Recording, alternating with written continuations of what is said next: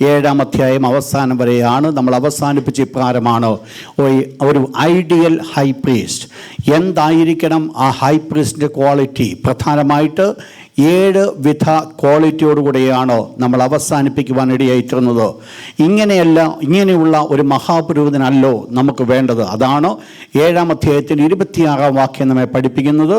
7 വിധ ക്വാളിറ്റിയെക്കുറിച്ച് അവിടെ ചൂണ്ടിക്കാണിച്ചിട്ട് ഇന്ന് രാത്രി 8-ാം അധ്യായത്തിലേക്ക് നമ്മൾ കടക്കുകയാണ്. നോട്ട് 1 എഴുതിയെടുത്താട്ട് നമ്മൾ തുടർന്ന് ചിന്തിക്കുവാൻ പോകുന്ന ഒരു പുതിയൊരു വിഷയമാണ്. ആ വിഷയം ഇതാണ്: Christ ministry. Christ ministry is superior to Aaron's ministry. കർത്താവായ യേശുക്രിസ്തുവിൻ്റെ ശുശ്രൂഷ അഹരോൻ്റെ ശുശ്രൂഷയേക്കാൾ വലിയത്. നമ്മളെ തുടർന്ന് പഠിക്കുവാൻ പോകുന്നത് ശുശ്രൂഷയെക്കുറിച്ചായിരിക്കും. Christ ministry is superior to Aaron's ministry. അത് പ്രധാനമായിട്ട് ചാപ്റ്റർ 8 to ചാപ്റ്റർ 10, 18-ാമത്തെ വാക്യം വരെ, up to verse 18. Chapter 8 to chapter 10 verse 18. ഈ ഭാഗങ്ങൾ മുഴുവൻ നമ്മളെ പഠിപ്പിക്കുവാൻ പോകുന്നത് ഈ പ്രത്യേകമായിരിക്കുന്ന ഭാഗമായിരിക്കും. 8-ാം അധ്യായം, അതിനെ ചാപ്റ്റർ 8, 8-ാം അധ്യായത്തെ നാം 2 ഭാഗങ്ങളായി തിരിക്കുന്നത്. We may divide into 2. Note ചെയ്താട്ട്. Chapter 8 may divide into 2. The first portion, the true tabernacle, യഥാർത്ഥ കൂടാരം. The true tabernacle, verse 1 to 5, 1 മുതൽ 5 വരെയുള്ള വാക്യങ്ങൾ. The true tabernacle. 2, new covenant, better than the old. പുതിയ നിയമം പഴയതിനേക്കാൾ നല്ലത്. New covenant is better than the old. Verse 7 to 13. 7 മുതൽ 13 വരെയുള്ള വാക്യങ്ങൾ. ഇന്ന് രാത്രി ദ ഫസ്റ്റ് പോർഷൻ നമ്മൾ നിൽക്കുവാൻ പോകുകയാണ്. The true tabernacle. The true tabernacle. അതിൻ്റെ 8-ാം അധ്യായത്തിൻ്റെ 1-ാമത്തെ ഭാഗം വാക്യം ആരെങ്കിലും ഒരാൾ ശബ്ദമുയർത്തി വായിച്ചാട്ട്. Chapter 8 verse 1, the first portion. Yes. നാം ഈ പറയുന്നതിൻ്റെ സാരം എന്തെന്നാൽ, നമ്മൾ മനസ്സിലാക്കണം, തുടർന്ന് അപ്പോസ്തലനായ പൗലോസ് അല്ലെങ്കിൽ എബ്രായ ലേഖന കർത്താവ് വെളിപ്പെടുത്തുവാൻ പോകുന്നത് മുകളിൽ പറഞ്ഞിരിക്കുന്ന കാര്യങ്ങളെല്ലാം ക്രോഡീകരിച്ചുകൊണ്ട് ഒരു കൺക്ലൂഷനിലേക്ക് ആ ലേഖന കർത്താവ് കടന്നു വരികയാണ്. അവിടെ തുടങ്ങിയ വാക്യപ്രകാരമാണ്, നാം ഈ പറയുന്നതിൻ്റെ സാരം എന്തെന്നാൽ എന്ന് പറഞ്ഞാൽ the outcome of all these things what we told you. നമ്മൾ ഈ സംസാരിച്ചതിൻ്റെ ഒക്കെ ഒരു രത്ന ചുരുക്കം എന്തെന്നാൽ എന്ന് പറഞ്ഞാൽ ഇത് വളരെ ഷോർട്ടായിട്ട് ഈ ലേഖനകർത്താവ് കൊണ്ട് കൺക്ലൂഡ് ചെയ്യുവാൻ പോകുകയാണ്. എന്തൊക്കെയോ തനിക്ക് പറയുവാനുണ്ട്. മുകളിൽ വളരെ കാര്യമായിട്ട് വിസ്തരിച്ച് പറഞ്ഞതായിരിക്കുന്ന വിഷയങ്ങൾ താഴോട്ട് കടന്നു വന്നിട്ട് അതങ്ങ് ചുരുക്കി പറഞ്ഞിട്ട് താൻ വേറൊരു വിഷയത്തിലേക്ക് കടക്കുവാൻ പോകുകയാണ്. എന്താ ഇവിടെ പറയുവാനുള്ള വിഷയം എന്ന് പറയുന്നത്? നാം ഈ പറയുന്നതിൻ്റെ സാരം എന്തെന്നാൽ, വായിച്ചോട്ടോ. അപ്പോൾ ഇവിടെ വെളിപ്പെടുത്തുന്ന കാര്യം ഒരു സത്യകൂടാരത്തിൻ്റെ ശുശ്രൂഷകനെ കുറിച്ചാണ് ഇവിടെ വെളിപ്പെടുത്തുന്നത്. അപ്പോൾ ഇവിടെ ഒന്ന് പ്രധാനമായിട്ട് പ്രതിപാദിക്കുന്നത് ഒരു സത്യകൂടാരം, ഒരു റിയൽ ടാബർനാക്കിൾ. കൂടാരം എന്നുള്ള വാക്കാണ് ടാബർനാക്കിൾ.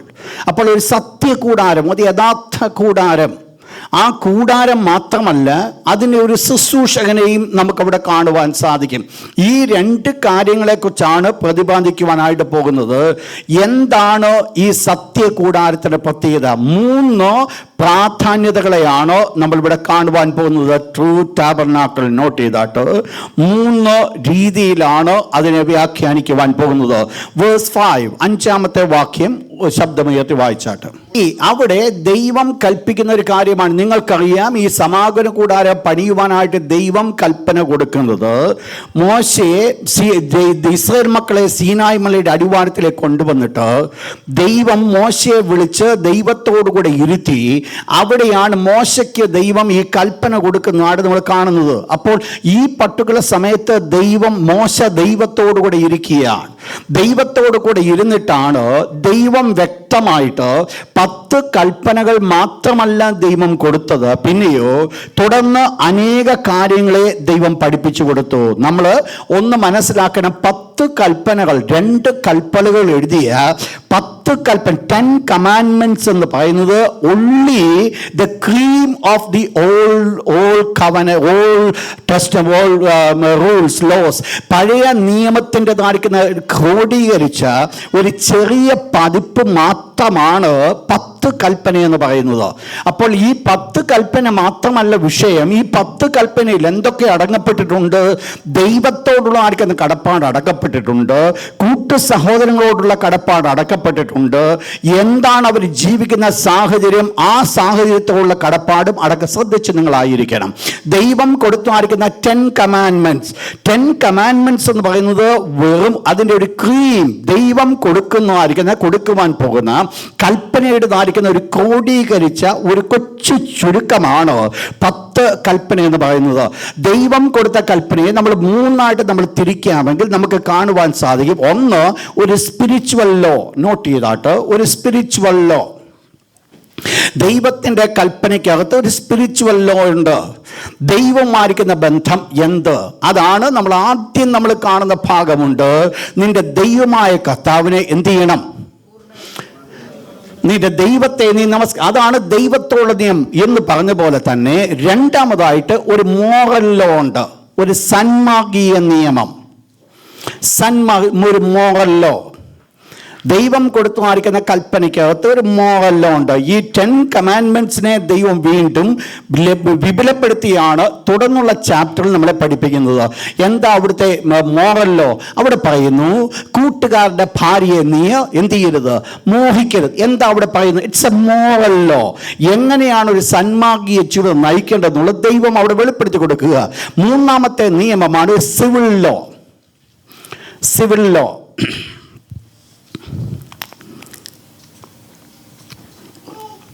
ഒരു സിവിൽ ലോ.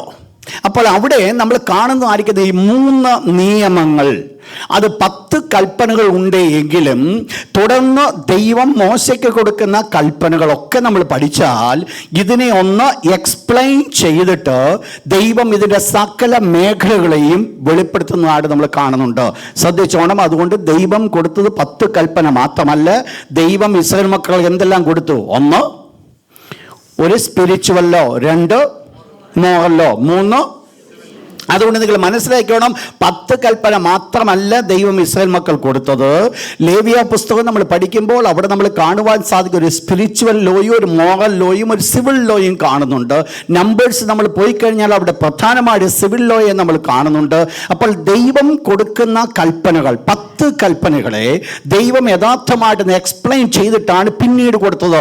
അതുപോലെ തന്നെ ദൈവം മോശയ്ക്ക് കൊടുത്തതായിരിക്കുന്ന 10 കൽപ്പനകളുടെ കൂട്ടത്തിൽ വളരെ പ്രധാനമായിരിക്കുന്ന ഒന്നാണ് ഒരു ടാബർനാക്കിൾ എന്ന് പറയുന്നത്, സമാഗമന കൂടാരം എന്ന് പറയുന്നത്. നിങ്ങൾ മനസ്സിലാക്കണം, ദൈവം അവർക്ക് ഒരു മോറൽ ലോയും സിവിൽ ലോയും അതോടൊപ്പം സ്പിരിച്വൽ ലോയും കൊടുത്തിരിക്കുമ്പോൾ അതിൽ തന്നെ നിന്നുകൊണ്ട് ദൈവം അവർക്ക് കൊടുത്ത വേറൊരു കാര്യമാണ് ഒരു സമാഗമന കൂടാരം എന്ന് പറയുന്നത്. എന്താണ് സമാഗമന കൂടാരം എന്ന് പറയുന്നത്? നമ്മളിപ്പോൾ വായിച്ചതായിരിക്കുന്ന ഭാഗം, അതിനു മുൻപായിട്ട് ഒരു വാക്യത്തിലേക്ക് കടന്നു വന്നാട്ട് പുറപ്പാട് പുസ്തകം 25-ാം അധ്യായം, എക്സോഡസ് ചാപ്റ്റർ 25 വേഴ്സ് 40. പുറപ്പാട് 25:40. അവിടെ ദൈവം മോശയോട് പറയുന്ന വളരെ എക്സ്പ്ലെയിൻ ചെയ്ത് പറഞ്ഞു കൊടുക്കുന്ന ഒരു കാര്യമാണ്, പർവ്വതത്തിൽ വെച്ച് നിനക്ക് കാണിച്ചെന്ന മാതൃക പ്രകാരം നീ അതിനെ ഉണ്ടാക്കുവാൻ സൂക്ഷിച്ചു കൊള്ളണം. ഒരു വലിയ ഒരു മുന്നറിയിപ്പ്, ഒരു വാണിങ്ങോടുകൂടിയാണ് ദൈവം അവിടെ അവസാനിപ്പിക്കുന്നത്. എന്താ പറഞ്ഞത്? നിനക്കിഷ്ടം പോലെ എന്തെങ്കിലും കാട്ടിക്കൂട്ടേണ്ടതല്ല സമാഗമന കൂടാരം എന്ന് പറയുന്നത്. പർവ്വതത്തിൽ വെച്ച് നിനക്ക് കാണിച്ചു തന്ന മാതൃക പ്രകാരം നീ അതിനെ ഉണ്ടാക്കണം. നിങ്ങൾ മനസ്സിലാക്കണം, ഒരു സമാഗമന കൂടാരം ഇറക്റ്റ് ചെയ്തിട്ട് നിർത്തിയിട്ട് മരുഭൂമിയിൽ ഉയർത്തിയിട്ട് അവിടെ ഒരു യാഗം നടത്തിയപ്പോൾ സ്വർഗത്തിലെ ദൈവത്തിന്റെ തേജസ് യാഗപീഠത്തിൽ കടന്നു വരുവാനുള്ള ഒന്നാമത്തെ കാരണം ദൈവം കൽപ്പിച്ചതുപോലെ മോശ ചെയ്തു എന്നുള്ളതാ. വാസ്തവത്തിൽ മോശ അല്ല ചെയ്തത്. ദൈവത്തിൻ്റെ ജനമായിരിക്കുന്ന ഇസ്രായേൽ മക്കൾ, ഒരു രീതിയിൽ പറഞ്ഞാൽ ദൈവം ഈ വേലയ്ക്ക് വേണ്ടി വിളിച്ചു വേർതിരിക്കുന്ന ബസലേലും ഓഹോലിയാബിനെയും ദൈവം തൻ്റെ ജ്ഞാനാത്മാവിനാൽ അഭിഷേകം ചെയ്ത് അവരെ കൊണ്ടാണ് ഈ പണി ദൈവം പൂർത്തീകരിച്ചത്. ഈ പണിയെല്ലാം കണ്ടു കഴിഞ്ഞപ്പോൾ മോശ ഒരു കാര്യം പറഞ്ഞു: ദൈവം എനിക്ക് പർവ്വതത്തിൽ വെച്ച് കാണിച്ചെന്ന മാതൃക പ്രകാരമാണോ ഇത് എറക്റ്റ് ചെയ്തിരിക്കുന്നത് എന്ന് പറഞ്ഞ് എക്സാക്ട്ലി ദ സെയിം. ഇവിടെ എബ്രായലേഖന കർത്താവ് ഇപ്രകാരം പറയുന്നു. എന്താണ് ഈ സത്യകൂടാരത്തിന്റെ പ്രത്യേകത? ഒന്നാമത്തെ പ്രത്യേകത പറയുന്നത്, ഞാൻ നിനക്ക് കാണിച്ചു തന്ന മാതൃക. ഒന്നാമത്തെ പ്രത്യേകത, it is an example. Note ചെയ്താട്ട്, ഇറ്റ് ഈസ് ആൻ എക്സാമ്പിൾ. സമാഗമന കൂടാരം എന്ന് പറയുന്നത് ഒരു എക്സാമ്പിൾ, ഒരു മാതൃകയാണ്. വളരെ കർക്കശമായിട്ട് ദൈവം കൽപ്പന കൊടുത്ത് ഈ മോശം മുഖാന്തരമായിട്ട് പ്രതിഷ്ഠിക്കപ്പെട്ടതായിരിക്കുന്ന ടാബർനാക്കിൾ, സമാഗമന കൂടാരം എന്ന് പറയുന്നത് ഇറ്റ്സ് ആൻ എക്സാമ്പിൾ, ഒരു മാതൃകയാണ്.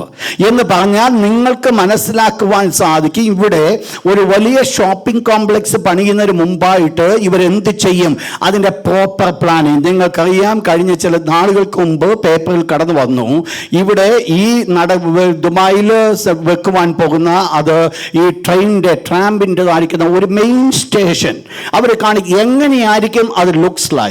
പണിതിട്ടില്ല, ഒന്നും നടന്നിട്ടില്ല, അതിൻ്റെ പ്ലാനിങ് എടുത്തതേ ഉള്ളൂ, അതിൻ്റെ ടെൻഡറിന് വിളിക്കുവാൻ പോകുന്നതേ ഉള്ളൂ. പക്ഷെങ്കിൽ ഇത് എങ്ങനെയായിരിക്കും എന്നുള്ളത് അന്ന് എങ്ങനെയെങ്കിലും സംഭവിപ്പിക്കുവാനല്ല അവർ ആഗ്രഹിച്ചത്. പിന്നെയോ ഓൾറെഡി ഇതിൻ്റെ പ്ലാനിങ്ങിൽ തന്നെ എന്തായിരിക്കണം, ആഫ്റ്റർ ഓൾ ഇത് എങ്ങനെ കാണണമെന്നുള്ളതിനെ കുറിച്ച് വ്യക്തമായിരിക്കുന്ന ഒരു ധാരണ ഇതിൻ്റെ ഉടമസ്ഥനുണ്ട്. നിങ്ങൾ മനസ്സിലാക്കണം, ഇതേ കാര്യമാണ് ദൈവത്തിൻ്റെ വചനത്തിൽ നമ്മൾ കാണുന്നത്. ഞാൻ നിനക്ക് കാണിച്ചെന്ന മാതൃക പ്രകാരം എന്ന് പറഞ്ഞാൽ ദൈവം ഒരു മാതൃകയെ മോശയ്ക്ക് കാണിച്ചു കൊടുത്തു. ദൈവം മോശയ്ക്ക് നിങ്ങൾ മനസ്സിലാക്കണം, എന്തൊക്കെയോ എവിടെയൊക്കെയോ ചെയ്യല്ല മോശ ചെയ്തത്. പിന്നെ ദൈവം കാണിച്ചു കൊടുത്തത് താന് പ്രാക്ടിക്കലായിട്ട് ഇംപ്ലിമെന്റ് ചെയ്യുക ചെയ്തത്. ദൈവം എന്ത് കാണിച്ചു കൊടുത്തുവോ അത് താൻ എക്സിക്യൂട്ട് ചെയ്തു. That's all. ഒന്നും മോശയ്ക്ക് ചെയ്യുവാനുണ്ടായിരുന്നില്ല.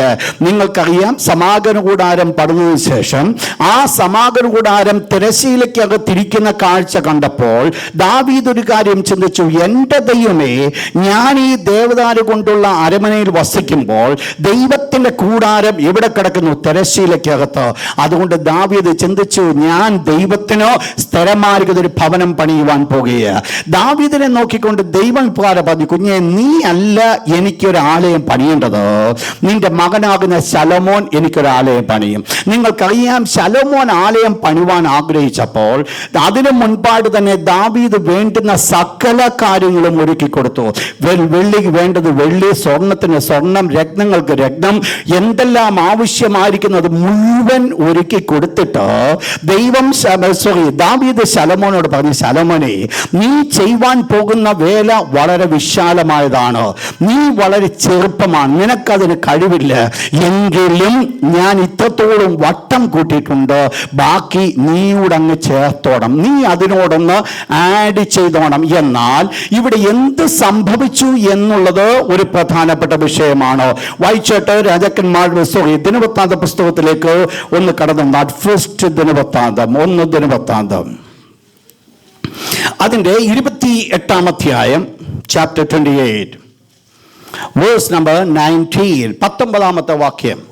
ഇവയെല്ലാം, ഈ മാതൃകയുടെ എല്ലാ പണികളും യഹോവ എനിക്ക് വേണ്ടി തൻ്റെ കൈകൊണ്ട് എഴുതിയ രേഖാമൂലം എന്നെ ഗ്രഹിപ്പിച്ചിരിക്കുന്നുവെന്ന് പറഞ്ഞു. എന്ന് പറഞ്ഞാൽ അന്ന് മോശയെ മരുഭൂമിയിൽ പർവ്വതത്തിലേക്ക് വിളിച്ച് ദൈവം ഒരു മാതൃക കാണിച്ചു കൊടുത്തെങ്കിൽ ആ മാതൃകയ്ക്ക് പല മാറ്റങ്ങൾ വരുവാൻ സാധിച്ചാണ് ദാവീദ് ശലോമോൻ ദേവാലയം പണിതത്. പക്ഷേ ആ ദേവാലയത്തെക്കുറിച്ച് ദൈവത്തിൻ്റെ വിശുദ്ധ വചനം പറയുകയാണ്. ദാവീദ് ശലോമോനോട് പറയുന്നു: എനിക്ക് ഈ ചെയ്യുവാൻ ആഗ്രഹിച്ച ഈ ആലയത്തിൻ്റെ സകല പ്രവൃത്തിയും ആരാ കാണിച്ചു തന്നിരിക്കുന്നത്? ആര് കാണിച്ചു തന്നു? ദൈവം രേഖാമൂലം എന്നെ ഗ്രഹിപ്പിച്ചിരിക്കുന്നു എന്ന് പറഞ്ഞാൽ, എങ്ങനെയാണ് ശലോമോന് സ്വന്തം ഇഷ്ടംപോലെ ഒരു ആലയം പണിയുകയല്ല ചെയ്തത്. തനിക്ക് ഇഷ്ടം പോലെ മെറ്റീരിയൽ ഉണ്ട്, എന്തെല്ലാം വേണമെങ്കിൽ ചെയ്യുവാൻ സാധിക്കും. എന്നാൽ അഡീഷണൽ ആയിട്ട് ഒന്നും കൊണ്ട് കുത്തിക്കേറ്റുവാൻ ശലോമോൻ ആഗ്രഹിച്ചില്ല. പിന്നെയോ ദൈവം എന്ത് രേഖാമൂലം ദാവീദിന് വെളിപ്പെടുത്തി കൊടുത്തുവോ, അഥവാ 10 കൽപ്പന ദൈവം മോശയ്ക്ക് തന്റെ രേഖാമൂലം കൊടുത്തതുപോലെ ദാവീദിന് ദൈവം ഒരു രേഖാമൂലമായിട്ട് ഈ ആലയത്തെക്കുറിച്ചുള്ള മോഡൽ കൊടുത്തു. നിങ്ങൾ മനസ്സിലാക്കണം, ഈ ഭൂമിയിൽ പണികഴിക്കപ്പെട്ട സമാഗമന കൂടാരമായിരുന്നാലും യെരൂശലേം ദേവാലയമായിരുന്നാലും ഇത് രണ്ടും പണി കഴിക്കപ്പെട്ടത് സ്വന്തം ബുദ്ധിക്കനുസരണമായിട്ടല്ല, ദൈവത്തിന്റെ മാതൃകയാണ്. നിങ്ങൾ മനസ്സിലാക്കണം, ദൈവം ഒരു മാതൃക കാണിച്ചു കൊടുത്ത് ആ മാതൃക പ്രകാരമാണ് പണി ചെയ്തത്. ഒന്ന് മനസ്സിലാക്കണേ, ദൈവത്തിന്റെ ഏത് വേല ഈ ഭൂമിയിൽ നടക്കുന്നുവോ, ദൈവത്തിന്റെ എന്ത് പണി ഈ ഭൂമിയിൽ നടക്കുന്നുവോ, അത് മനുഷ്യന്റെ കഴിവ് കൊണ്ടോ മനുഷ്യന്റെ സ്വന്തം ചിന്ത കൊണ്ടോ അവന്റെ ചിന്താശക്തി അല്പം വലുതായതുകൊണ്ടോ അവന്റെ ചിന്തയ്ക്കനുസൃതമായിട്ടോ ചെയ്യിപ്പിക്കുവാൻ അല്ല സ്വർഗത്തിലെ ദൈവം ആഗ്രഹിക്കുന്നത്. നീ എത്ര ബുദ്ധിമാനായിരുന്നാലും, നിനക്ക് എത്രമാത്രം ധനമുണ്ടെങ്കിലും, നിനക്ക് എത്രമാത്രം സമ്പത്തുണ്ടെങ്കിലും, ദൈവത്തിന്റെ വേലയാണോ ദൈവം കാണിച്ചെന്ന് മാതൃകയ്ക്കപ്പുറം ഇപ്പോഴും പോകാൻ സാധ്യമല്ല. ദൈവമക്കൾ മനസ്സിലാക്കണം, എൻ്റെ കഴിവുണ്ട്, കൃപയുണ്ട്, കൃപാവരങ്ങളുണ്ട്, ധനമുണ്ട്, സമ്പാദ്യമുണ്ട്, എനിക്ക് മറ്റുള്ളതിനേക്കാൾ മെച്ചമായി ചെയ്യുവാൻ സാധിക്കും. നിങ്ങളത് മനസ്സിലാക്കണം. സ്വർഗത്തിലെ ദൈവം എക്സ്പെക്ട് ചെയ്യുന്നത് എൻ്റെ മെച്ചമായിരിക്കുന്ന കാര്യമല്ല. ദൈവം എക്സ്പെക്ട് ചെയ്യുന്നത് ദൈവം പറഞ്ഞതിനോ അനുസരണമായിട്ട് പോകുന്നത്. ദൈവത്തിൻ്റെ മക്കൾ മനസ്സിലാക്കണമേ, ഞാൻ പറഞ്ഞ വേർഡിൻ്റെ സീരിയസ്നെസ്. ഇഷ്ടം പോലെ പ്രവർത്തിക്കുക. ശലോമോന്റെ കാലത്ത് വെള്ളിക്ക് വിലയില്ല. എന്ത് വേണമെങ്കിലും വെള്ളി ഇഷ്ടം പോലെ എക്സ്ട്രാ യൂസ് ചെയ്യാമായിരുന്നു. എന്നാൽ ഓരോ ഉപകരണങ്ങൾക്ക് ദൈവം വെച്ചിരിക്കുന്ന അളവിൽ തന്നെ നിന്നുകൊണ്ട് സ്വർണം വേണ്ടത് സ്വർണം, വെള്ളി വേണ്ടത് വെള്ളി, ദേവദാരു മരം വേണ്ട അനുസരണമാണ് ദേവദാരു മരം. ഇതിനപ്പുറത്തോട്ട് ഒരു ഇഞ്ച് പോലും കടക്കുവാൻ ശലോമോന് സാധ്യമായില്ല. അതുകൊണ്ട് ആ ശലോമോൻ പ്രാർത്ഥിച്ചപ്പോൾ ദൈവത്തിന്റെ തേജസ് ആലയത്തിൽ വന്നത്. നിങ്ങൾ മനസ്സിലാക്കണം, ദൈവത്തിൻ്റെ പണിയാണോ ഈ ഭൂമിയിൽ നിന്നെ കൊണ്ടോ എന്നെ കൊണ്ടോ ചെയ്യിക്കുന്നത്? എനിക്കും നിനക്കും ഉള്ള ചിന്തയല്ല ദൈവം ആഗ്രഹിക്കുന്നത്. ദൈവത്തിനൊരു പദ്ധതിയുണ്ട് കുഞ്ഞെ, അതിൽ കൂടെ കടന്നു പോകുന്നത് ആ ജീവിതത്തിൻ്റെ അനുഗ്രഹം എന്ന് പറയുന്നത്. ദൈവമക്കൾ ശ്രദ്ധയോടെ നിങ്ങൾ കാര്യം മനസ്സിലാക്കണമേ. എനിക്കൊരു പക്ഷേ ചിന്തിക്കാം, എനിക്കൊന്നുകൂടെ ബെറ്റർ ആക്കുവാൻ സാധിക്കും. എന്നാൽ നീ ബെറ്റർ ആക്കുന്നതല്ല എൻ്റെ സ്വർഗത്തിലെ ദൈവത്തിന് വേണ്ടത്. കഴിഞ്ഞ ചില നാളുകൾ നമ്മൾ മഹാപുരോഹിതന്റെ വസ്ത്രത്തെക്കുറിച്ച് പഠിച്ചപ്പോൾ നമ്മൾ ഇപ്രകാരം പഠിക്കുകയുണ്ടായി. അവൻ കൈകൊണ്ട് എന്തെങ്കിലും തൊട്ട് കഴിഞ്ഞാൽ അതതിനെ അശുദ്ധമാക്കാം. എക്സ്ട്രാ ഓർഡിനറി ആയിട്ട് എൻ്റെ കയ്യിൽ നിന്ന് ഒന്നും ഇടുവാൻ ദൈവം ആഗ്രഹിക്കുന്നില്ല. ദൈവത്തിന് വേല ചെയ്യുന്ന ദൈവത്തിന്റെ മക്കളോട് ഞാൻ ഓർപ്പിക്കട്ടെ, ദൈവം എന്നിലും നിങ്ങൾ കൂടെ ആഗ്രഹിക്കുന്ന ഒരേ ഒരു കാര്യം മാത്രമേ ഉള്ളൂ. ദൈവം പറഞ്ഞതുപോലെയാ. ദൈവം പറയാത്ത ചെയ്യാനല്ല ദൈവം വിളിച്ചിരിക്കുന്നത്.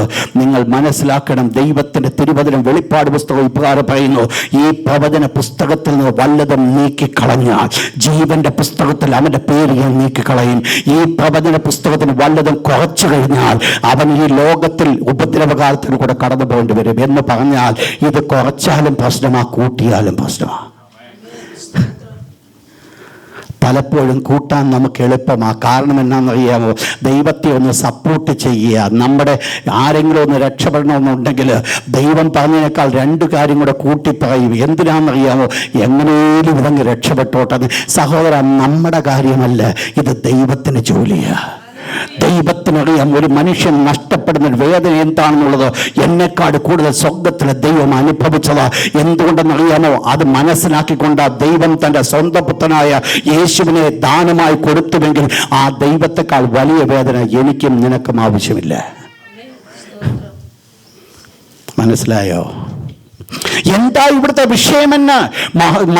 ഈ മരുഭൂമിയിൽ സ്ഥാപിക്കപ്പെട്ടതായിരിക്കുന്ന സമാഗമന കൂടാരം എന്ന് പറയുന്നത് ദൈവത്തിന്റെ തിരുവചനം ഇപ്രകാരം പറയുന്ന ഒരു മാതൃകയാണ്. It's an example. എന്താണെന്നും അവിടെ കാണുന്നില്ല. അതിന് ബാക്കിയുള്ളത് ഒന്നും പറയുന്നില്ല. It's an example. ദൈവത്തിന്റെ ഒരു പ്ലാനിംഗ് ഉണ്ടായിരുന്നു, ദൈവത്തിന്റെ ഒരു പദ്ധതി ഉണ്ടായിരുന്നു. ആ പദ്ധതിയുടെ എക്സാക്ട്ലി ഒരു പൂർണ്ണമായിരിക്കുന്ന ഒരു രൂപമായിരുന്നു സമാഗമന കൂടാരം ദൈവം മോശെ മുഖാന്തരമായി മരുഭൂമിയിൽ ഉയർത്തുവാനിടയായി തന്നത്. 2, ഈ സമാഗമന കൂടാരം എന്തായിരുന്നു? അതേ വാക്യം താഴോട്ട് വായിച്ചോട്ട്, ഹെബ്രൂസ് ചാപ്റ്റർ 8 വേഴ്സ് നമ്പർ 5. രണ്ടാമത്തെ വിഷയമാണ് it's a shadow of heavenly things. It's a shadow of heavenly things. സമാഗമന കൂടാരം എന്ന് പറയുന്നത് സ്വർഗത്തിന്റെ ഒരു നിഴലാണ്. സ്വർഗത്തിലുള്ളതിൻ്റെ നിഴല് നിങ്ങൾ മനസ്സിലാക്കണം. ഒരു നിഴൽ എന്ന് പറഞ്ഞു കഴിഞ്ഞാൽ അതിനൊരു പ്രത്യേകതയുണ്ട്. ആ നിഴലിന് ഒരു റിയാലിറ്റി ഉണ്ട്. ഒരു റിയാലിറ്റി ഇല്ലാത്ത വസ്തുവിൻ്റെ നിഴൽ വീഴത്തില്ല. ഞാനും നിങ്ങളും ഒരു വെളിച്ചത്തിന് മറഞ്ഞു നിൽക്കുകയാണെങ്കിൽ, വെളിച്ചത്തിന് മുൻപിൽ നിൽക്കുകയാണെങ്കിൽ എൻ്റെ നിങ്ങളുടെ ഒരു ഷാഡോ ഇപ്പുറത്ത് വരും. വേറെ എന്തുകൊണ്ടാണ് വന്നെന്നറിയാമോ? ഞാനെന്നുള്ളൊരു ഒരു മീഡിയ ഞാൻ അതിൻ്റെ മുമ്പിൽ നിൽക്കുന്നുണ്ടാ എന്ന് പറഞ്ഞാൽ എൻ്റെ ഒരു എക്സിസ്റ്റൻസ് ആണ് ഞാൻ അവിടെ കാണുന്നത്. എനിക്കൊരു ഷാഡോ ഉണ്ടെങ്കിൽ, നിങ്ങൾ ശ്രദ്ധിക്കണം ഞാൻ പറഞ്ഞ വേർഡ്, എനിക്കൊരു ഷാഡോ, എൻ്റെ ഒരു ഷാഡോ വരുന്നുവെങ്കിൽ അതിൻ്റെ കാരണം എന്താ പറയുന്നത്? എൻ്റെ എക്സിസ്റ്റൻസിനെ അവിടെ വെളിപ്പെടുത്തുക. ദൈവത്തിന്റെ തിരുവചനം പറയുന്നു, സമാഗമന കൂടാരം എന്ന് പറയുന്നത് ദൈവത്തിന് നിഴലാണെന്ന് പറയുന്നത്, സ്വർഗീയമായ നിഴലാണെന്ന് പറയുന്നുവെങ്കിൽ ഈ ഭൂമിയിൽ മോശ പടുത്തുയർത്തിയ സമാഗമന കൂടാരത്തിന്റെ അതിന്റെ പൂർണ്ണമായിരിക്കുന്ന ഒരു റിയൽ കൂടാരം സ്വർഗത്തിലുണ്ട് എന്നുള്ളത് നമ്മൾ മനസ്സിലാക്കുന്നുണ്ട്. എന്ന് പറഞ്ഞാൽ നമ്മൾ തുടർന്നുള്ള വിഷയങ്ങൾ നമ്മൾ പഠിക്കുമ്പോൾ അതായിരിക്കും ഇൻ ഡീറ്റെയിൽ ആയിട്ട് നമ്മൾ പഠിക്കുവാൻ പോകുന്നത്.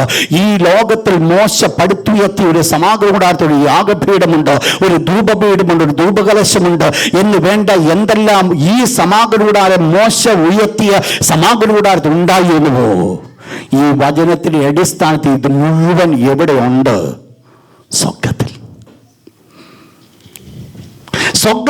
ഒന്നുണ്ട്.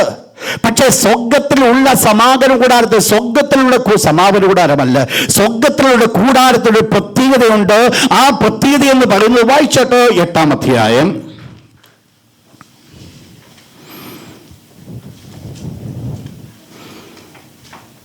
2-ാമത്തെ വാക്യം വേഴ്സ് 2. മനുഷ്യനല്ല, കർത്താവ് സ്ഥാപിച്ചു എന്ന് പറഞ്ഞാൽ ഈ സമാഗമന കൂടാരത്തിൽ ഒരു പ്രത്യേകതയാണ്, അതിനകത്ത് മനുഷ്യന്റെ കയ്യേ ഇല്ല. ഒരു മനുഷ്യന്റെ കൈ ദൈവം ചോദിച്ചിട്ടില്ല.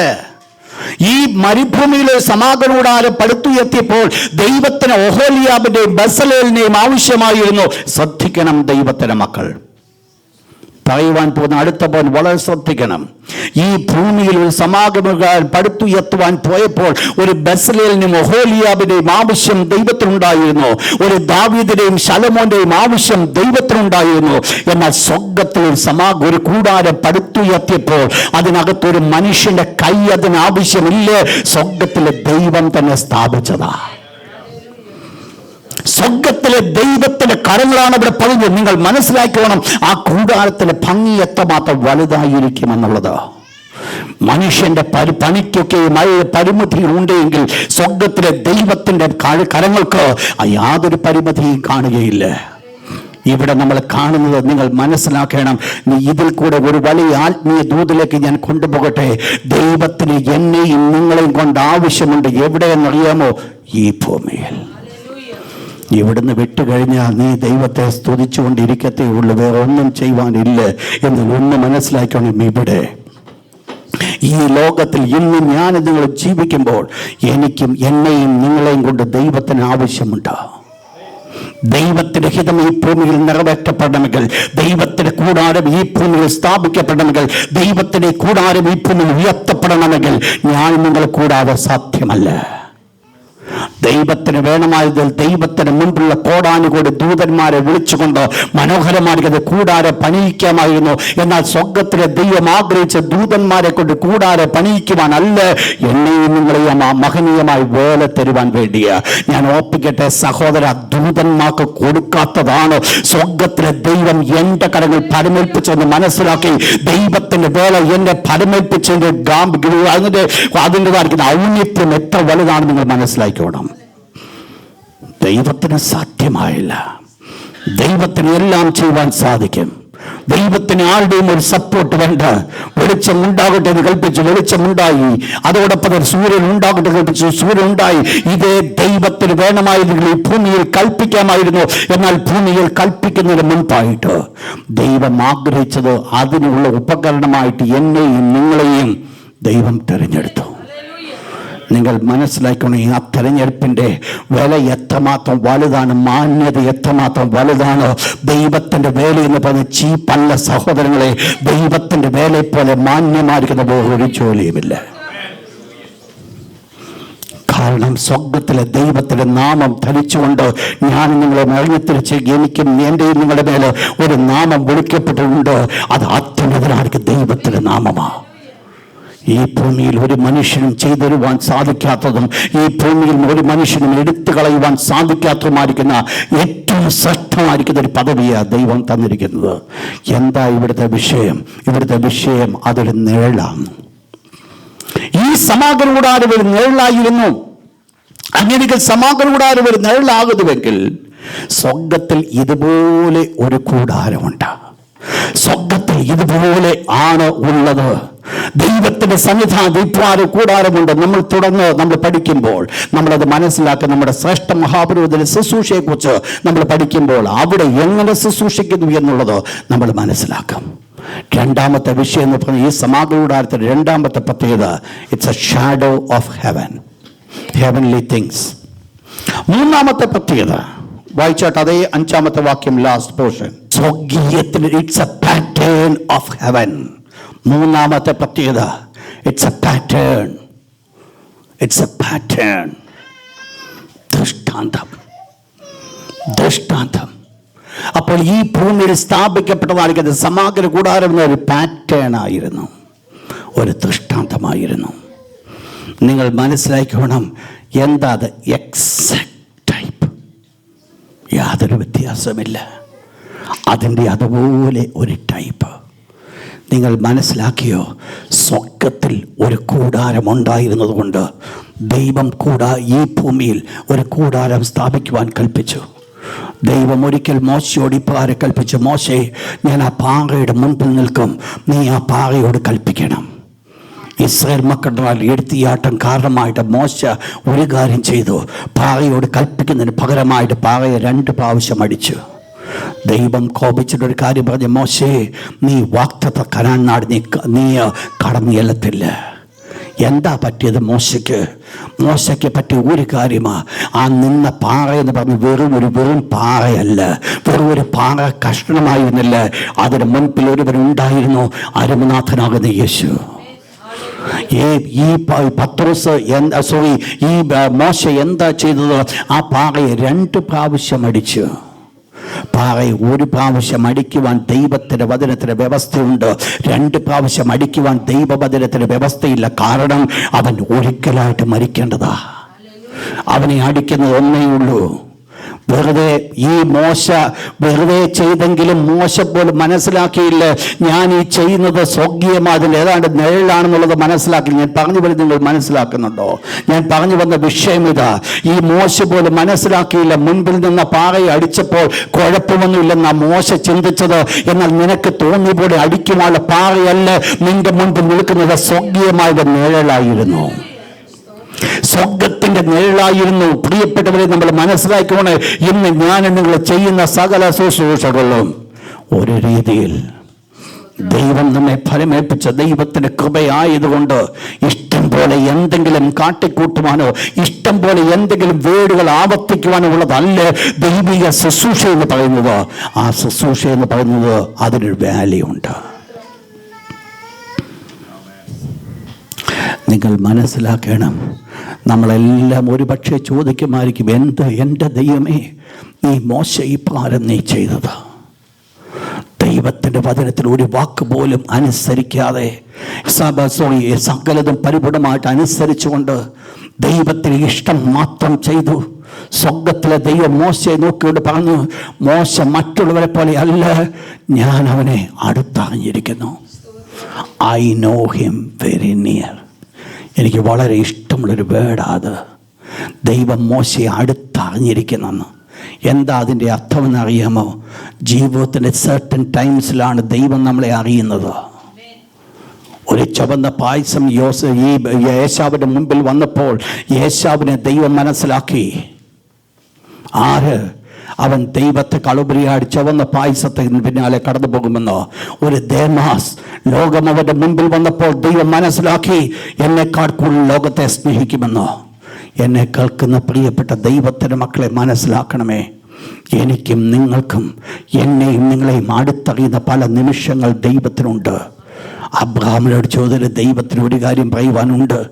അബ്രഹാമിനോട് ദൈവം പറഞ്ഞു, കുഞ്ഞെ, നിന്റെ മകനെ കൊണ്ട് എനിക്ക് വേണ്ടി യാഗം കഴിക്കുവാൻ പറഞ്ഞപ്പോൾ അബ്രഹാം സന്തോഷത്തോടെ കൊണ്ട് യാഗം കഴിക്കുവാൻ പോയപ്പോൾ ദൈവം ഇപ്രകാരം അബ്രഹാമിനെ നോക്കി പറഞ്ഞു, നീ എന്നെ ഭയപ്പെടുന്നുവെന്ന് ഞാൻ അറിയുന്നു. അതേപോലെ ആ ദൈവം മോശയോട് പറഞ്ഞത്, മോശയെ, ഞാൻ നിന്നെ അടുത്തറിഞ്ഞിരിക്കുന്നു. ഇത്രയും ശ്രേഷ്ഠമായിരിക്കുന്ന ഒരു പദവി ഒരു ദൈവത്തിന്റെ ജീവിതത്തിൽ ലഭിക്കുവാനില്ല. ദൈവം എന്നെ അടുത്തറിയുന്ന നിമിഷങ്ങൾ. എന്താ വേണ്ടതെന്നറിയാമോ?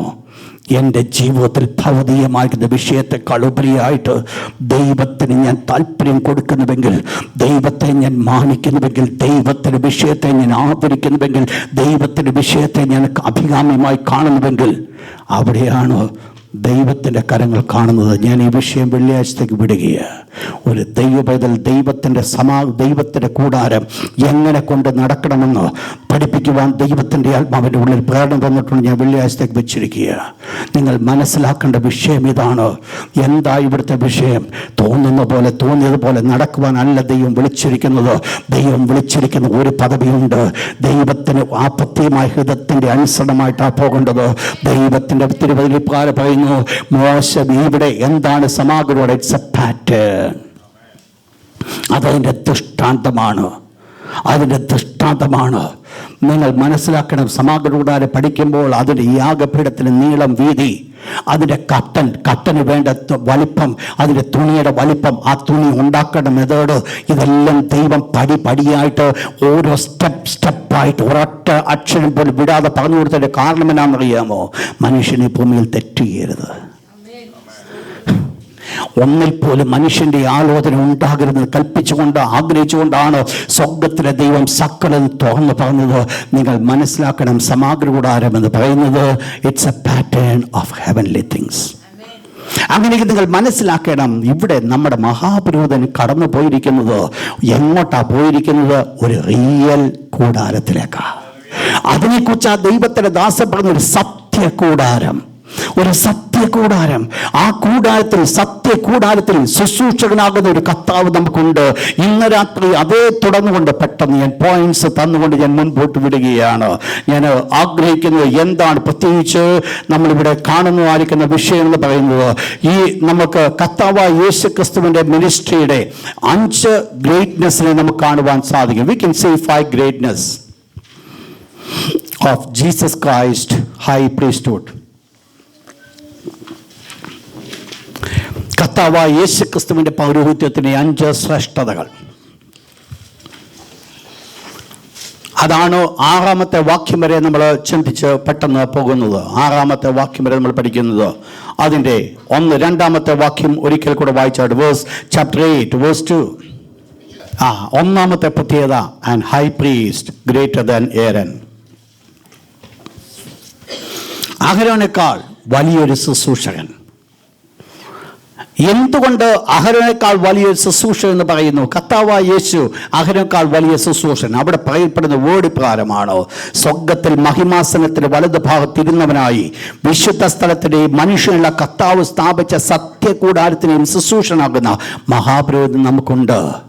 അവിടെ പറയപ്പെടുവാൻ കാരണമായി തീർന്ന 2-3 കാരണങ്ങൾ. ഒന്ന്, അവിടെ പറയുന്നു അവന്റെ ശുശ്രൂഷയുടെ 1-ാമത്തെ പ്രത്യേകത, അവൻ സ്വർഗ്ഗത്തിന്റെ വലതു ഭാഗത്തിരുന്നവനാ. സ്വർഗ്ഗത്തിന്റെ വലതുഭാഗത്ത്, he seated on heaven. എന്താ അതിന്റെ പ്രത്യേകത? നിങ്ങൾക്കറിയാം, സമാഗമന കൂടാരത്തിൽ ഇല്ലാത്ത ഒരു ഉപകരണമേ ഉള്ളൂ. എന്താണെന്ന് അറിയാമോ? സമാഗമന കൂടാരത്തിൽ ഇല്ലാത്തൊരു ഉപകരണമുണ്ട്. അവിടെ കുടിക്കാൻ ഗ്ലാസ് ഉണ്ട്, തവിയുണ്ട്, സ്പൂണുണ്ട്, ഫോക്കുണ്ട്, എല്ലാ സംഗതിയും ഉണ്ട്. അവിടെ ഇല്ലാത്ത ഒരു കാര്യമേ ഉള്ളൂ. എന്താണെന്നറിയാം? എന്താണെന്നറിയാം? ഒരു കസേര. അവിടെ കസേരയില്ല. എന്തുകൊണ്ടാണ് കസേര ഇല്ലാത്തതെന്നറിയാമോ? അവിടെ ഇരിക്കാനുള്ള ഒരവസരം പുരോഹിതനെ കൊടുത്തിട്ടില്ല. പുരോഹിതൻ അവിടെ നിന്ന് ശുശ്രൂഷിച്ച് തിരിച്ചു പോരത്തേയുള്ളൂ.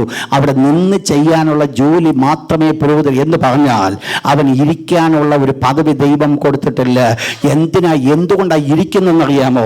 ഒരു വ്യക്തി ഇരിക്കുക എന്ന് പറഞ്ഞു കഴിഞ്ഞാൽ എപ്പോഴാണ് ഇരിക്കുന്നത്? ഇപ്പം റോബിൻ ബദനോട് ചോദിക്കുക, ഞങ്ങൾ സാധാരണ വരുമ്പോൾ കാണുന്നൊരു കാഴ്ചയുണ്ട്, ഇവിടെ ഒരൊറ്റ കസേര ഇതുപോലൊന്നുമില്ല. അത് മാത്രമല്ല, വളരെ മോശമായി കിടക്കുന്ന ഈ ഹോളൊക്കെ അദ്ദേഹവും കുടുംബമായിട്ട് ഒരുമിച്ച് ചേർന്ന് ക്ലീൻ ചെയ്ത് ആ കുഞ്ഞുങ്ങൾ വരെ എഴുന്നേറ്റ് ആ കസേരയൊക്കെ ഇട്ട് ഇന്ന് നമ്മൾ ഇരിക്കുന്ന മോഡലിൽ കൊണ്ട് ഇട്ട് തന്നു കഴിഞ്ഞിട്ട് ഇപ്പം നോക്കിയ സഹോദരി ഇരിപ്പുണ്ട്. എന്താ ഇരിക്കുന്നറിയാമോ? ഒരു ജോലി ക്ഷീണം കൊണ്ടല്ല. 2 കസേരയിട്ട് പറഞ്ഞാൽ തളർത്തുകൊന്നും വേണ്ട. നിങ്ങൾ മനസ്സിലാക്കണം, ഇരിക്കാനുള്ള കാരണം ആ ജോലി തീർന്നു. That's finished. തനിക്കൊരു ഉത്തരവാദിത്വം ഉണ്ടായത് എന്തിനാ പറഞ്ഞെന്നറിയാമോ? എന്തിനാന്ന് മനസ്സിലായോ? എന്തിനാ? നാളെ വന്ന് മനസ്സിലാക്കണം.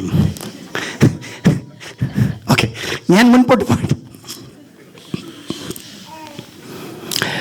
നിങ്ങൾ എന്നെക്കാൾ വളരെ ബുദ്ധിയുള്ളവരാ. ഓക്കെ, ബട്ട് ഇവിടെ നമ്മൾ കാണുന്നത് എന്നാണെന്നറിയാമോ? തൻ്റെ ജോലി താൻ ചെയ്യുവാൻ പോകുന്ന ജോലിയെ തികച്ച് കഴിഞ്ഞിട്ട് ഇരിക്കുവാനായിട്ടിടയായി തീർന്നു. മഹാപുരോഹിതന് സമാഗമന കൂടാരത്തിൽ കസേര വെക്കാത്തതിൻ്റെ കാരണം അദ്ദേഹത്തിന് ദൈവം ഏൽപ്പിച്ചു കൊടുത്ത വേല തികച്ചില്ലെന്നുള്ളതാ. നിങ്ങൾക്കറിയാമോ, വേല പെർഫെക്റ്റേ ആയിരുന്നില്ല. പൂർണ്ണമായി ദൈവത്തിലേക്ക് അടുപ്പിക്കുവാൻ സാധ്യമായില്ല. പിന്നെയോ പൂർണ്ണമായി രക്ഷിക്കുവാൻ സാധ്യമായില്ല. എല്ലാം അപൂർണമായി കിടക്കുമ്പോൾ അവിടെ കസേരയിട്ട് സുഖത്തോടെ ഇരുത്തുവാനല്ല ദൈവം ആഗ്രഹിച്ച. കുഞ്ഞെ, നീ ശുശ്രൂഷിച്ച് മുമ്പോട്ട് വരിക. എന്നാൽ ഇപ്പോഴത്തെ പ്രത്യേകത അതല്ല. ഇപ്പോൾ എവിടെയാ? സ്വർഗത്തിൽ ദൈവത്തിൻ്റെ മഹിമാസനത്തിൽ വലത്ത് ഭാഗത്ത് ഇരുത്തിയിരിക്കുക എന്ന് പറഞ്ഞാൽ ചെയ്യേണ്ടത് മുഴുവൻ ചെയ്ത് തീർത്തിട്ട് അവരെ ഇരുത്തിയിരിക്കുക. എന്താ ചെയ്തുകൊണ്ടിരിക്കുന്നത്? ഇരുത്തിയിട്ട് എന്ത് ചെയ്തു? അവിടെ പറയുന്നത് കർത്താവ് തന്നെ സ്ഥാപിച്ച സത്യകൂടാരത്തിനെയും അഹരോൻ മോശ പണി കഴിപ്പിച്ച, അല്ലെങ്കിൽ ബസ്ലേലും ഒഹോലിയാവും പണി കഴിപ്പിച്ചതായിരിക്കുന്ന ഒരു സമാഗമന കൂടാരത്തിൽ മോശ ശുശ്രൂഷ ചെയ്യുമ്പോൾ, അഹരോൻ ശുശ്രൂഷ ചെയ്യുമ്പോൾ, എൻ്റെ അരുമനാഥനാകുന്ന യേശു ശുശ്രൂഷിക്കുന്നത് മനുഷ്യന്റെ കൈപ്പണി കൊണ്ട് പണിയപ്പെട്ട ഒരു ദേവാലയത്തിലല്ല, പിന്നെയോ സ്വർഗ്ഗത്തിലെ ദൈവം സ്ഥാപിച്ച ഒരു ദേവാലയത്തിലാണ് നമ്മുടെ ഈ അരുമനാഥനാകുന്ന യേശു ശുശ്രൂഷ. നിങ്ങൾ മനസ്സിലാക്കുന്നുണ്ട്? ഈ കരങ്ങൾ അടിച്ച് ദൈവത്തിന് നന്ദി പറഞ്ഞിട്ട് നിങ്ങൾ മനസ്സിലാക്കണം എന്താ ഇവിടുത്തെ വിഷയം. ഈ ഭൂമിയിൽ പണി കഴിപ്പിക്കപ്പെട്ട, മനുഷ്യന്റെ കൈകൊണ്ട് പണി കഴിപ്പിക്കപ്പെട്ട ഒരു ദേവാലയത്തിലല്ല ഇവിടെ കർത്താവായ യേശു ശുശ്രൂഷിക്കുന്നത്. പിന്നെ സ്വർഗ്ഗത്തിൽ ദൈവം പണിയിപ്പിച്ച, ദൈവം സ്ഥാപിച്ച ഒരു സത്യകൂടാരത്തിന്റെ ശുശ്രൂഷകനായിട്ടാണ് കർത്താവ് നിൽക്കുന്നത്. നിങ്ങൾ മനസ്സിലാക്കണം, അഹരോനേക്കാൾ എൻ്റെ യേശു എത്രമാത്രം വലിയവൻ, എത്രമാത്രം ശ്രേഷ്ഠൻ. അഹരോന്റെ ശുശ്രൂഷയേക്കാൾ എൻ്റെ യേശുവിൻ്റെ ശുശ്രൂഷ എത്ര വലിയത്. എന്താ രണ്ടാമത്തെ പ്രത്യേകത? Minister in a greater tabernacle. Minister in a greater tabernacle. നമ്മളതാണ് ഇപ്പൊ കണ്ടത്. എന്താണ്? ദൈവം സ്ഥാപിച്ച കൂടാരത്തിലാണ് കർത്താവായ യേശുവിൻ്റെ ശുശ്രൂഷ, യേശുവിൻ്റെ പൗരോഹിത്യ ശുശ്രൂഷ. കർത്താവ് സ്ഥാപിച്ച കൂടാരം. മൂന്നാമത്തെ പ്രത്യേകത, A greater sacrifice. A greater sacrifice. മൂന്നാമത്തെ വാക്യം, വേഴ്സ് 3. ഏത് മഹാപുരോഹിതനും വഴിപാടും യാഗവും അർപ്പിപ്പാൻ വല്ലതും വേണം, ഇവനും ആകയാൽ അർപ്പിപ്പാൻ ഇവനും വല്ലത് വേണം. എന്തുവാ പഴയ നിയമത്തിൽ മഹാപുരോഹിതന്മാർ കൊണ്ട് യാഗമായി കൊടുത്തെന്നറിയാമോ? ജനം കൊണ്ടുവരുന്നതായിരിക്കുന്ന മൃഗങ്ങളുടെ രക്തം, കാളകളുടെയും ആടുകളുടെയും രക്തം, അല്ലെങ്കിൽ തങ്ങൾ വിലയ്ക്ക് വാങ്ങിയതായിരിക്കുന്ന കാളകളുടെയും ആട്ടുകുട്ടന്മാരുടെ രക്തം കൊണ്ടാണ് ഒരു പുരോഹിതൻ വഴിപാടും യാഗം അർപ്പിപ്പാൻ പോകുന്നതെങ്കിൽ ഇവനും മഹാപുരോഹിതനാണെങ്കിൽ വല്ലതും കൈ വേണം. എന്തുകൊണ്ടാ പോയെന്നറിയാമോ? സ്വന്തം രക്തം. മഹാപുരോഹിതൻ കൊണ്ടുപോയത് കാളക്കിടാവിന്റെ രക്തമാണെങ്കിൽ എൻ്റെ അരുമനാഥനാകുന്ന യേശു ശുശ്രൂഷയിലേക്ക് കടക്കുമ്പോൾ കൊണ്ടുപോയത് കാളക്കിടാങ്ങളുടെ രക്തമല്ല, പിന്നെയോ സ്വന്തം രക്തം. സ്വന്തം ജീവനെ കൊടുത്ത്, സ്വന്തം ജീവനെ ബലിയായിട്ട് അർപ്പിച്ച് ആണ് കർത്താവായ യേശു ആ രക്തവുമായിട്ട് ദൈവത്തിൻ്റെ വിശുദ്ധ സ്ഥലത്തിലേക്ക് കടന്നുപോയത്. ഒരു better sacrifice. Next, a mediator of greater covenant. A mediator of greater covenant. വായിച്ചോട് verse 6. സ്ഥാപിക്കപ്പെട്ട നിയമങ്ങൾ മേലെ മധ്യസ്ഥനാകൊണ്ട്. It's a better covenant, better covenant, greater covenant. നമ്മൾ ദൈവം സഹായിക്കുകയാണെങ്കിൽ അടുത്ത ആഴ്ച നമ്മൾ കവനനെ കുറിച്ച് നമ്മൾ പഠിക്കും. ഇവിടെ പറയുന്ന ഒരു വലിയ കൽപ്പന, ഒരു ഉടമ്പടി, ഒരു നല്ല ഉടമ്പടി. അഹരോൻ ചെയ്തുകൊണ്ടിരുന്ന ഒരു ശുശ്രൂഷ ആ ഉടമ്പടി പോലെ അല്ല ആരമനാഥനാകുന്നത് യേശുവിൻ്റെ ശുശ്രൂഷ ഉടമ്പടി. യേശുവിൻ്റെ ശുശ്രൂഷ ഉടമ്പടി ഒന്നുകൂടെ ഗ്രേറ്റർ ആയിരുന്നു, ഒരു വലിയ ഉടമ്പടിയായിരുന്നു. ആ വലിയ ഉടമ്പടി എന്താ? വലിയ ഉടമ്പടിയുടെ പ്രത്യേകത നിങ്ങൾക്കറിയാം. ആ ഉടമ്പടി ചെയ്തത് തൻ്റെ സ്വന്തം രക്തം കൊണ്ട് ദൈവത്തെയും പാപിയായിരിക്കുന്ന മനുഷ്യനെയും കൂടെ ഒന്നിക്കുവാനിടയായിരുന്നു. അതാ വലിയ ഉടമ്പടി ചെയ്തത്.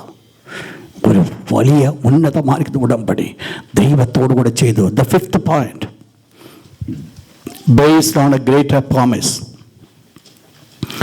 Based on a greater promise. Sixth verse. വിശേഷിതമായ വാഗ്ദത്തത്തിന് മേല് സ്ഥാപിക്കപ്പെട്ട നിയമത്തിൻ്റെ മധ്യസ്ഥനാകിയാൽ, a better, based on a better covenant, better promise. നിങ്ങൾക്കറിയാം ഇതിൻ്റെ പ്രത്യേകത എന്നാണെന്ന് നമ്മൾ കഴിഞ്ഞ ദിവസങ്ങളിൽ ചിന്തിച്ചുകൊണ്ടേയിരുന്നു. അന്നത്തെ മഹാപുരോഹിതന് ദൈവം ഒരു വാഗ്ദത്തവും കൊടുത്തില്ല. എന്നാൽ ഈ മഹാപുരോഹിതന് ദൈവം ഒരു വാഗ്ദത്തം കൊടുത്തു. എന്താ വാഗ്ദത്തം കൊടുത്തത്? ദൈവം കൊടുത്തൊരു വാഗ്ദത്തം ഇതായിരുന്നു: നീ മൽക്കീസേദെക്കിന്റെ ക്രമപ്രകാരം എന്നേക്കും മഹാപുരോഹിതൻ. ഞാൻ ഒരിക്കലും എന്ത് ചെയ്യത്തില്ല? അനുദപിക്കത്തില്ല. കാരണം ദൈവത്തിന് അനുദപിക്കുവാനുള്ള കാരണം ഈ മഹാപുരോഹിതൻ കാണത്തില്ലെന്ന് ദൈവത്തിന് നല്ല ഉറപ്പുണ്ട്. അനുദപിക്കേണ്ട ആവശ്യമില്ല. ദൈവം ശൗലിനെ ഇസ്രായേലിന്റെ ആദ്യത്തെ രാജാവായി വാഴിച്ചു. അല്പം കഴിഞ്ഞപ്പോൾ ശമൂവേലിനോട് ദൈവം പറയുന്നൊരു വേർഡുണ്ട്: ശമൂവേലേ, ഈ ശൗലിനെ ഞാൻ തിരഞ്ഞെടുത്തതിൽ എനിക്ക് ദുഃഖമാ, എനിക്ക് മനസ്താപമായിരിക്കുന്നു. I repent on it. എന്താ അതിന് കാരണം? ദൈവം നിർത്തിതാരിക്കുന്ന, ദൈവം ആഗ്രഹിച്ച വ്യവസ്ഥയിൽ ഈ ശൗൽ നിൽക്കാഞ്ഞത്. എന്നാൽ അരിമനാഥനാകുന്ന യേശു ക്രിസ്തുവിനെ കുറിച്ച് ദൈവത്തിന് ഉറപ്പിച്ച് പറയുവാനുണ്ട്: എനിക്ക് ഒരിക്കലും അനുദപിക്കേണ്ട ആവശ്യം വരത്തില്ല. അതുകൊണ്ട് ഓൾറെഡി ഒരു വിശേഷമേറിയ വാഗ്ദത്തം കൂടെ കൊടുത്തു. മൽക്കീസേദെക്കിന്റെ ക്രമപ്രകാരം എന്നേക്കും. 2 കൊല്ലമോ 10 കൊല്ലമോ പുരോഹിതൻ നല്ല ദൈവം അവിടെ കൽപ്പിക്കുന്നു. എന്നേക്കും, forever. ഒരു മഹാപുരോഹിതനാണ്. എന്നെ കേൾക്കുന്ന പ്രിയപ്പെട്ട ദൈവത്തിൻ്റെ മക്കളെ, നമ്മുടെ അരിമനാഥനാകുന്ന യേശു ക്രിസ്തുവിൻ്റെ പൗരോഹിത്യത്തിൻ്റെ 5 പ്രത്യേകതകളെയാണ് നമ്മൾ ചിന്തിക്കുവാൻ ഇടയായിത്തീർന്നത്. ഈ യേശു നമുക്ക് മഹാപുരോഹിതനായിട്ടുള്ളത് കൊണ്ട് ധൈര്യത്തോടെ അവൻ്റെ കൃപാസനത്തിലേക്ക് അടുത്തിരുവാൻ ദൈവം നമുക്കൊരു